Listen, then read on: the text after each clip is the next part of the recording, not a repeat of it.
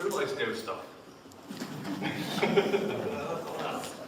So, Pasadena Paranormal has been in the investigation field for about 25 years.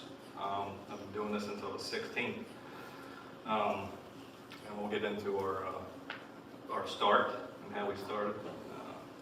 I found my father. He was dead with a needle in his arm. And I was at the graveyard and cleaning off his grave, and I seen him leaning up against my car. And he gave me a head nod. I was 16 years old. And I said, you know what? From that point forward, I got to figure out how this happened. Could you speak a little louder? I'm trying. Louder? Yes. I'm sorry. Testing. Thank you. So that's what started us started me on my path. And we ran into Sean, and we did some investigations out at Ellicott City, and we were very excited to get out here to the Oddfellows. I'll let Ed elaborate on his feelings as he walked in. Hey everyone, how you guys doing? Can you guys hear me like this? Or do I use it? Okay, great. So, excuse my voice, I got a sinus thing going on. It's not COVID, I took a test, I promise. You guys are clear. So anyway, basically, my role in the group is kind of as a sensitive. I get the spidey senses, as I call them, like, hey, I feel this, I feel that. A lot of times, what I feel is documented through the devices that we use, and we get answers back with it, it relates back.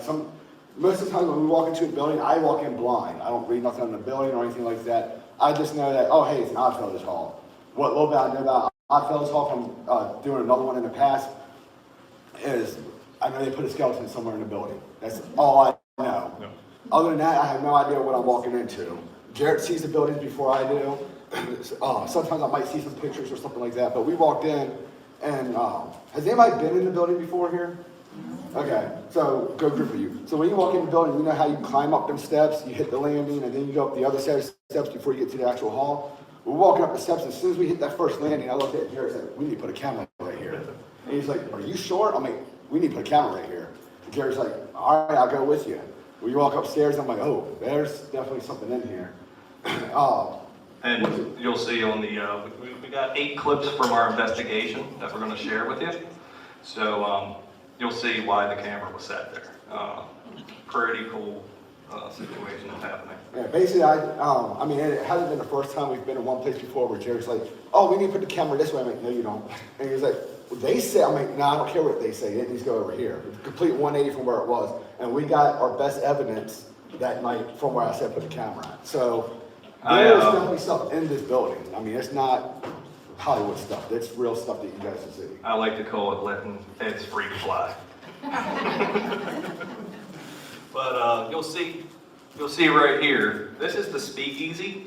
This is what this is Chris, right? You told us this was the speakeasy, correct? Chris?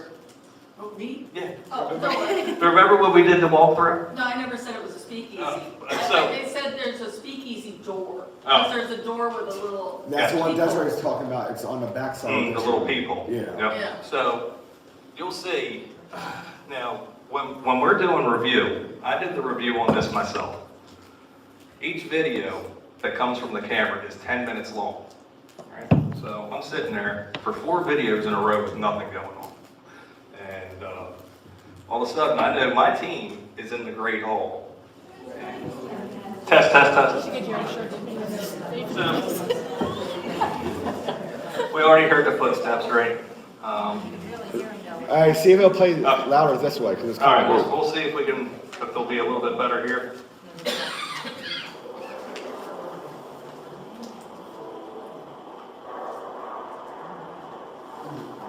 Can that get turned up at all? Does it volume go louder? You can actually hear the echo of the hard sole hitting the wood.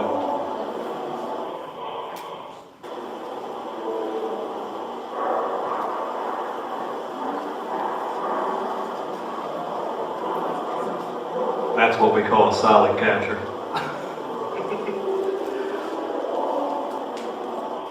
So here's Jackie. Flashlight coming on. You touch me on my back.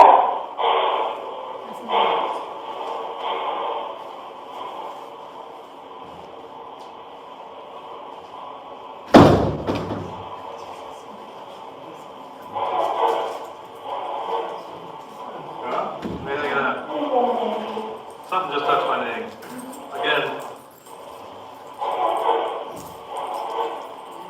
that's a guy saying that felt good.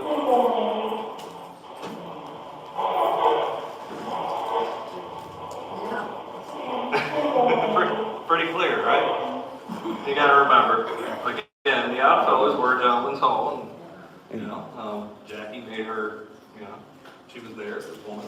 You can hear in the box where it does it 3 times. No, too, so. that echo coming through is our setup for our ghost box. It's the echo delay pedal. It's a guitar pedal. So once the response, you see a lot of people out here using ghost boxes with the antenna and all you hear that static. It's not, it's not helping real-time communication. So we decided to put together a new device that helps real-time communication. It helps all of the time that we have out on investigation, making it better for communication with spirit. And I like the flashlight that comes on afterwards, almost like a confirmation.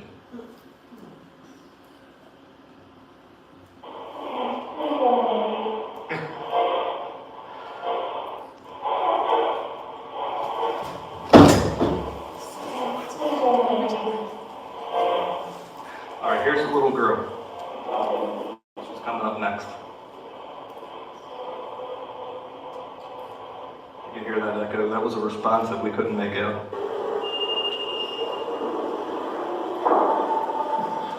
You hear that?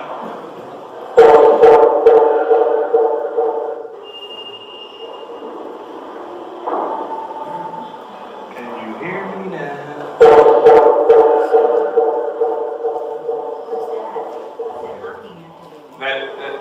That was a response trying to come through, but if you actually listen close,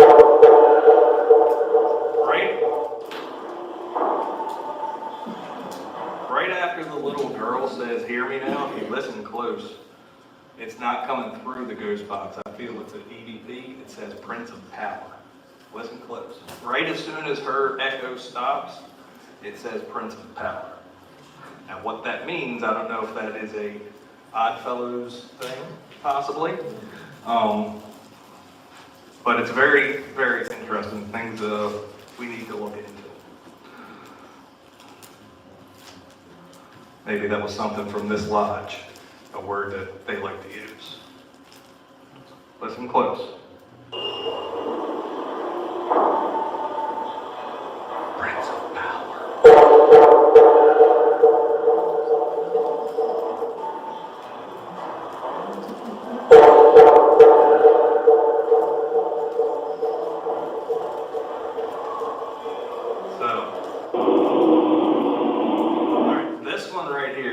Jackie and Desiree in the Great Hall. Me, Brent, and Ed are in the speakeasy doing a spirit box session, a ghost box session, and it's just Jackie and Des. And there's an EVP captured here, electronic voice phenomenon that nobody heard at the time it was recorded. Again, there's another camera behind this one that did not capture the voice. This is the only camera that captured the voice.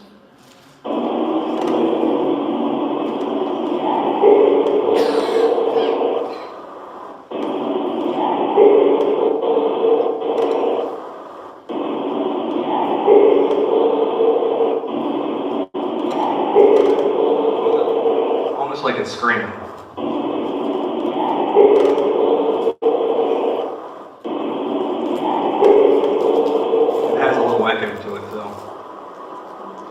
This one was where Ed told us to set the camera up in the landing, and you'll be able to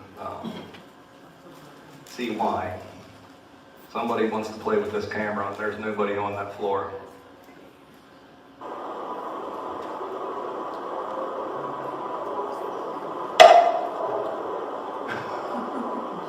Like they flipped the camera. Great. I'll tease. So we've got very good equipment that doesn't fail. You know, they don't fail. Spend a lot of money on that equipment to not pop like that.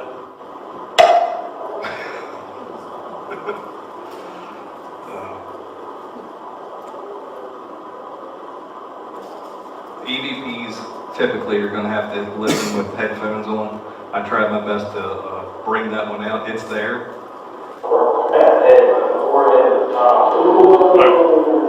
So, part of our investigations, we like to get interactions with devices like the flashlight that Ed was talking about. We also, who has a cat? Anybody got a cat? You know the little light up balls that you turn it on and the cats mess around with? Does your ball ever turn on by itself? No, they don't turn on by themselves, but you gotta touch them with it. So right here, we have a cat ball. And this is in the same room that we got the interaction with the, can you hear me now, little girl. This is before we figured out she was Deborah. But, you know, I've had that cat ball at my house and just turned it on. It doesn't turn on by itself. And it's on carpet, right, Ed? Yeah. It's on carpet, it's on a nice steady surface. And a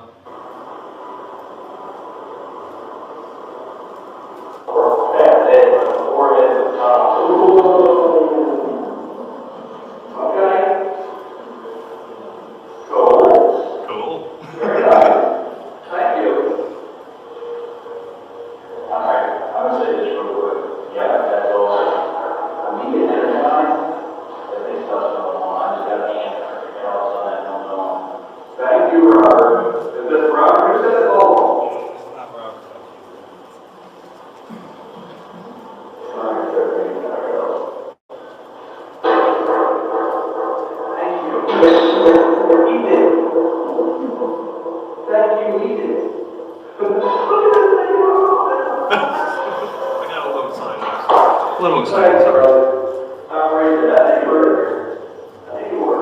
I mean, that thing's just going and going and going. Somebody's playing with it. Yeah. Did it say Jared?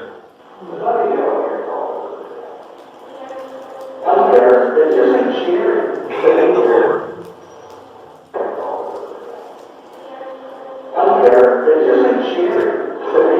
It's that same little girl talking that said, can you hear me? What's the first one? So one of the things I was talking about on the review, right, is you sit there for hours and hours and you're waiting and waiting. Sometimes you get great visual stuff like this. You know, hey, cool. You make a little note about it. And other times you get this out through the Echo Box or the EVP. Now, you saw Brent right here. Brent's like, that said Jared. So we know somebody heard something there, but now we got to go back and listen to it. And it's not just like, oh, no, it said me to the Lord. No, it's going back. I don't hear Jared. Now what am I hearing? And you probably spend about 5 minutes of your time reviewing and highlighting and trying to capture that. When I review personally, I don't enhance anything. I want to hear it plain as day as it is. And when I hear it, I make a note of it. And I take all my notes, type them up, and I send them over to Jared or Brent, whoever's doing the documentary, because those guys are wizards with that. I can barely open it up an Excel sheet, honestly. So, but they use a program, and they enhance everything like, hey, this is, yeah, you got something there, this is what you got. So, again, all the time that you spend seeing what's on TV, they are there for days at a time trying to capture. We're here for a few hours, trying to do stuff, and that one little clip probably was about 5 minutes worth of review, breaking it down, enhancing it, just on one person. Yeah. Did you review this one? Is this your review? This was Brent's review. Okay, so Brent reviewed this one, played it down, then he's got to send it over to Jared. Jared's got to hear it. Then he's got to send it to us, and or send it over to me, and I got to be like, oh yeah, okay, I hear that. Or, I don't think that's what it says, guys. So as Jared said, it's a 3-person process to break the stuff down and say, yeah, I agree with that, or no, I don't agree with that. And it's not just a whole sit down, watch 10 minutes of video. Oh, there was nothing there. 10 minutes, it will easily turn into an hour. That's why we did the investigation July 11th, and we're still trying to put together the documentary. I'm still trying to review. I've been strapping. I'm sorry. But I feel Deborah was she's before the Oddfellows time. I think she was around here before the Oddfellows time, so before. Sean, what year did you say they took over? 1843 in that building? I think Deborah was possibly before 1843. And from what the reader was saying, we feel Deborah may have been drowned in that bathroom. Again, have to look into that.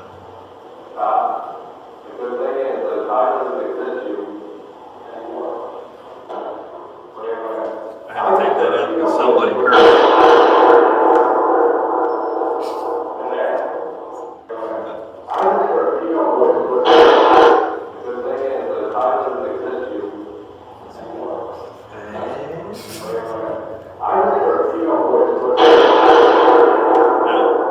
Ed heard that in real time. So I was sitting here, and honestly, was it through this door? The bathroom is right there, and Jackie and Desiree were in the bathroom, and I'm thinking maybe they're not getting nothing, and Jackie came to the door just to mess with me right there, because I literally heard, and I'm what the? I remember. I had some, that's why it skips right there, because I don't have a filter a lot of times. You guys are very lucky you get to hear it today. So, I had to take those words yeah, out. I reacted to it. Typical thing is, you know, somebody shocks you, and And the room, like when Ed reacted to that, the room, like you could feel the aura in the room grow. I was like, I had goosebumps from head to toe. It was great. Jared actually, he walked through, he's like, she's not here. And I'm like, I know she ain't that quick to run back over there real quick. So he went into the room to talk to them. Like, it wasn't us, we didn't say anything. Yeah. I mean, you could definitely hear it's drawn out too. I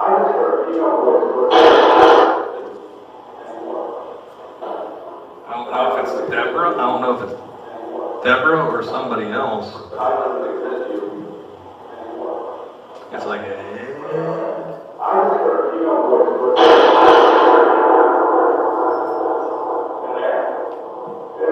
and I'll tell you, it was hot that night.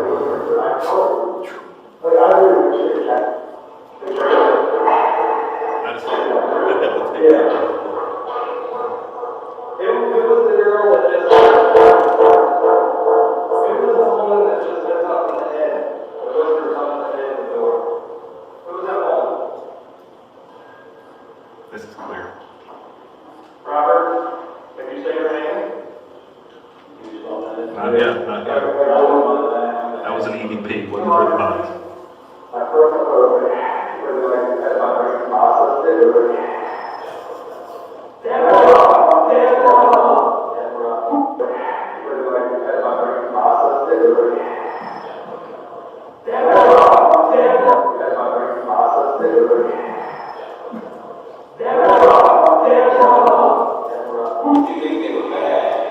Oh, here's this little piece right here.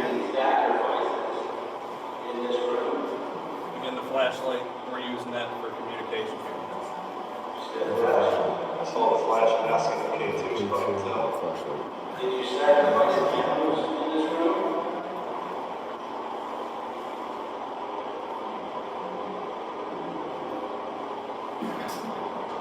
I seen the flicker on that K2, guys. It's very small. It's gone to the green every now and then, second green. Did you sacrifice people? Right there it says, friendship, love, and truth. That's what we stood for, right? You know somebody in the back like that. We're just trying to communicate with you here.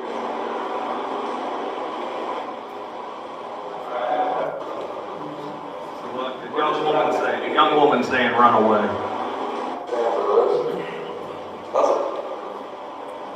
We're just trying to communicate with you here.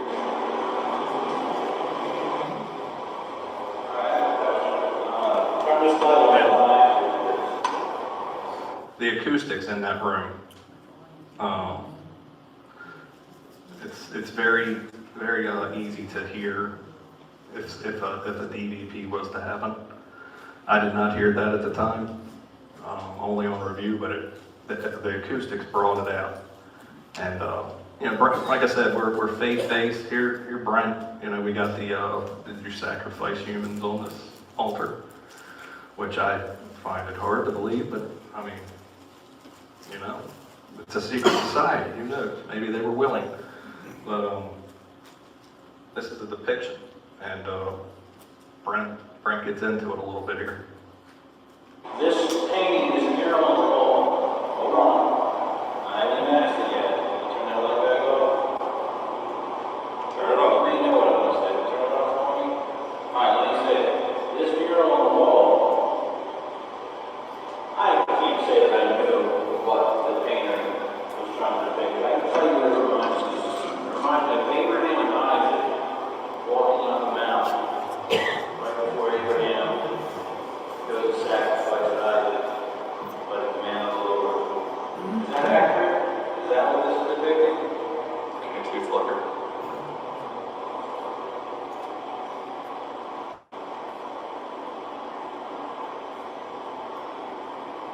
Just to clarify, you turn that flashlight on, that's a yes to Brent's answer.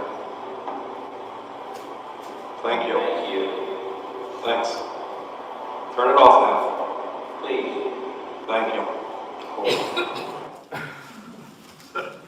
So that's some of what we've got so far with the investigation.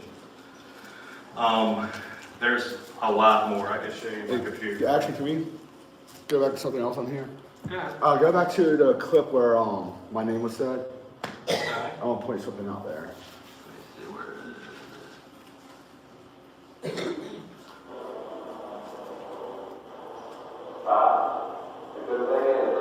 Hold it up right there. That's good right there. Just pause it. All right. So you guys have heard about orbs before, right? Yes. Dust balls, things like that. It could be a dust ball, it could be a bug, it could be a flash, it could be anything. So You gotta remember you saw we're it, didn't also- you? Yeah. So here's the thing. Brent's got a camera over here. This is meant to pick up IR light from this camera. So when you see, watch behind Jared here, you're gonna see orbs moving around. Go ahead and say that. What you don't know, this is also in pitch blackness. Like this, there's no lights in here except for what's coming in from the outside. We work in total darkness. So what you're seeing here with this purple hue, that is a full spectrum camera with infrared lighting. So we can't really see in front of us. I can see movements like shadows darker than what, you know, the area is, but this is in total darkness right now. So if you look up behind Jared here, you'll see 2 orbs that move around.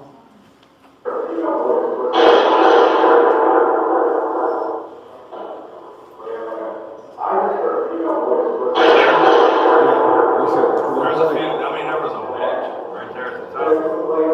There it is, right at the top there. Okay, so you guys can see them up there. So we can't say that is 100%, oh yeah, that's supernatural. Is that those white lights you're talking Yes, about? ma'am. Me personally, I debunk orbs right away, or I don't give orbs any accreditation because there's so much.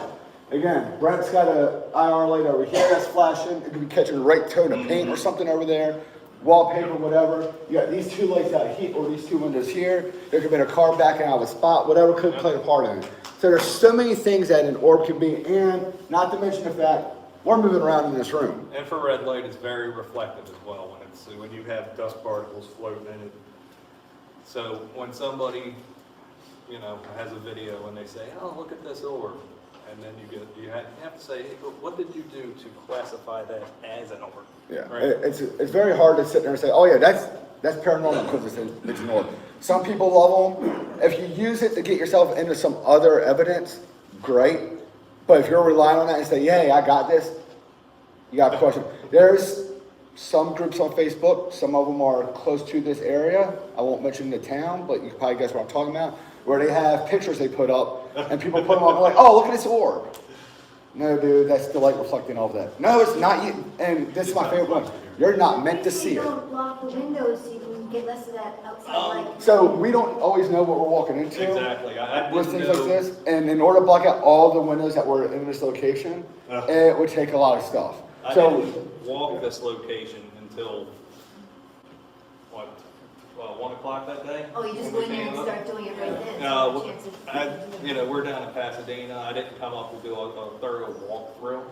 Oh, But we did do a walkthrough earlier in the day, but And that's one of the things, like we said, we look at where we set up at and take all this stuff into account so we can eliminate that kind of stuff. yeah, we've done that in the past when typically what we do down in Maryland is when we have an investigation, I go and do a site walkthrough weeks before, and then we come up with a game plan.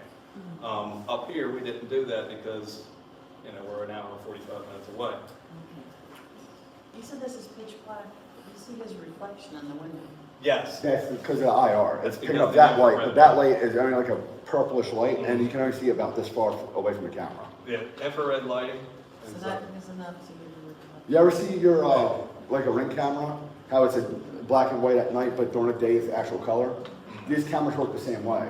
If you were to take a flashlight during the day and shine at that light, it's not gonna make much of a reflection. But at night, because it's using a different filter, it's gonna blind that camera out. That's how these are set. We're not meant to see, the cameras are meant to work at night, but it's not your eyeball. So, These cameras right here actually are static cameras. We've modified them to be full spectrum. They're supposed to be regular cameras. I took the IR filter out of it to have it only see in ultraviolet and infrared lighting.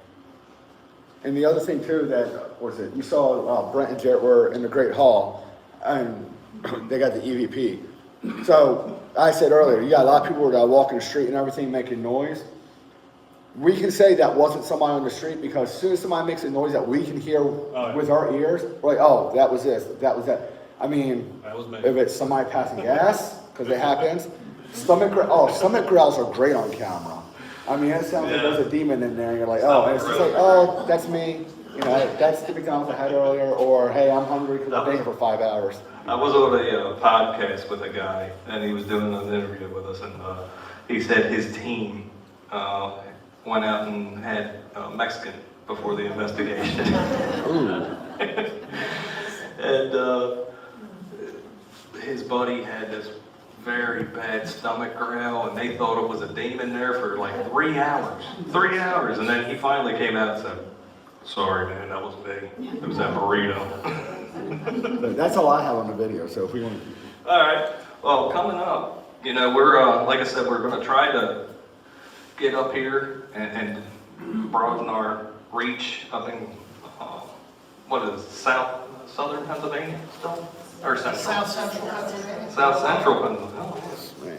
But yeah, we want to come up and, like I said, I love that fire hall up there. Something's just saying. But we will be back hopefully in March to investigate the Oddfellows again, because I feel that we need to reach out to Deborah a little more. That little girl, she really, the next morning, it really stuck with me when I got a call from Desiree. What makes you think Deborah came before the office? I can answer that one. I'll pass that to the team sometime. So, Desiree and I, we went down on that second level, and we're in a stairwell, and we were doing something in there. A lot of the apps that you're able to download on your phone are worthless. Some of them you get something with, and then you build on what you have. So Desiree downloaded an app on her phone. I trust her knowledge. Like if Derek tells me, hey, I used this and it worked, I trust him on it. Desiree downloaded an app. She said she's got some results with it, so we started using that. And we were picking up a man and a woman, and what we believe that they had worked in the building previously. They were married, but there was also a woman who worked in the building with the man, and he was starting to have an affair with that woman. And they were speaking Russian, wasn't it? German. It was German. So, and we actually brought Jackie down there, and they started, Jackie speaks fluent German, and they started speaking for us. So we, the name Deborah, we're kind of getting across at that time. It's more or less a gut instinct kind of feeling that you're working with to go on. We believe it may have been a child of the family, possibly, if things went wrong. Again, this is our first time in here, so you go into a location the first time, you figure out what's going on, and then you build on from that. You ain't leaving me, are you? No. Okay, I was gonna say, man. But as Derek said, Desiree went and took these. Her name's Kendra out of Gettysburg. I trust her instinct on it. And Desiree showed her pictures, and she's like, oh. And apparently she started shaking real bad, and she's like, something bad happened in that room. It's the same room and I walked in, we're like, this room does not feel right. Was it the room where the kitchen was? Yes, ma'am. Yep. You know, when I walked in that kitchen, I have to tell you, my whole body just covered with That's Goosebumps. honestly, goosebumps. and actually, I had never seen the building, knew nothing at all about it.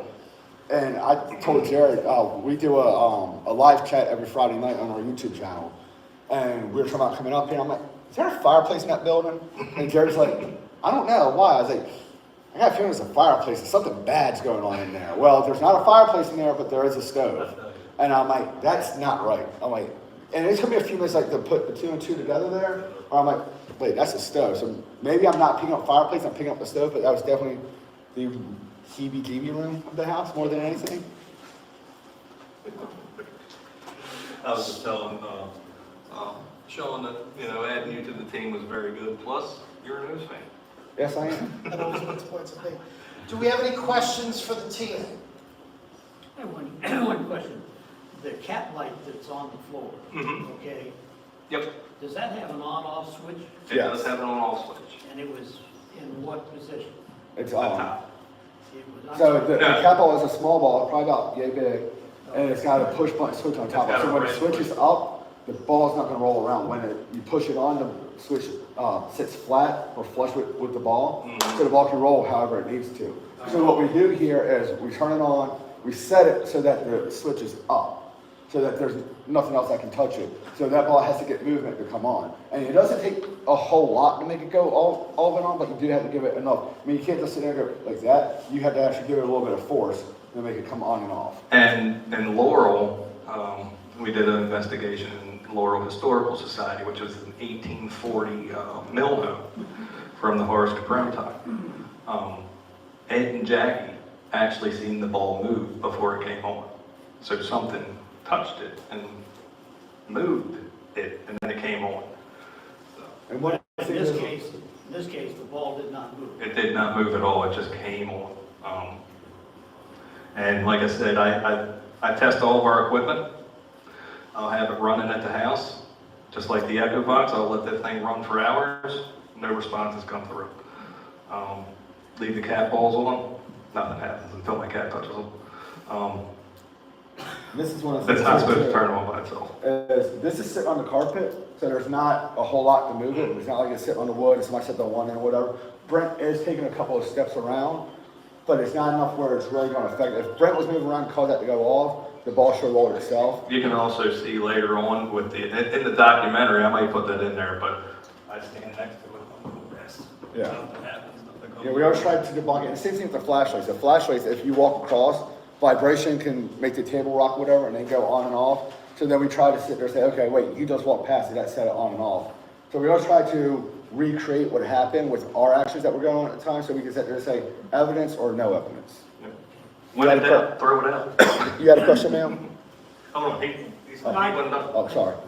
Does the large box, okay, That's the ghost box. yeah, does that emanate any kind of a frequency at all? It is a radio. It is a radio. It is it's a So it's pro. ascending, just a strictly ascending radio, It's a receiving, receiver, but it doesn't have an antenna. okay. It basically, you take it apart and you break the little turn knob and basically switch through stations. And you take the antenna out. It's just white noise. You'll see some people use it without taking all that out, and I don't you'll like get it. what we're calling radio bleed, where you hear, hey, Sunday, Sunday, Sunday. Yeah. Like, that's not a ghost telling us to come to the Monster Jam. I have a question. So, and you and I have had this conversation. I'm skeptical. I try to find other reasons for the weird things that I've experienced. I will say that anything that as I said in my opening, I've worked in historic buildings for 22 years. And I've always found that there's something weird, creepy, whatever. But anything that I've found is unexplainable always is some kind of an electrical anomaly. I had an issue once in one of the museums that I ran. It was actually at the Historical Society Museum, which was in an old Presbyterian church. It was around the holidays, and we had a Christmas tree up on the stage in the church. And we would turn the lights on during the museum, when the museum was open. It was Sunday. I left the museum and I turned the tree lights off. I came back on Monday because I had to get something out of the museum, and I walked in, and the Christmas tree lights were on. And I just went, I could have sworn I turned those off. Turned them off, went down to the basement, got what I needed, came back up, the lights were on again. And that was probably the strangest thing I've ever, but I walked out going, it's electrical. By the way, I'm unplugged.